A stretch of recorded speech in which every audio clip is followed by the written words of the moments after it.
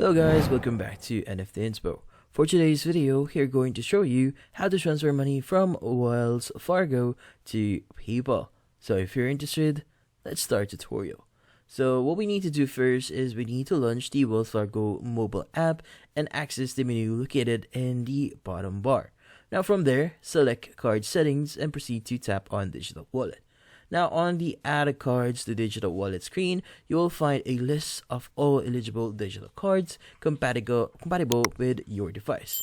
Now from then, choose PayPal from the options. Now in the subsequent Add Cards to PayPal screen, pick a card from the list of eligible options, agree to the Wells Fargo terms and conditions, and by following this, you will be seamlessly directed to the PayPal to finalize your setup. Your designated card is now set up and ready to use within the PayPal digital wallet. And that's about it. So hopefully this video was able to help you. Like and subscribe to NFT Inspo. Thank you for watching.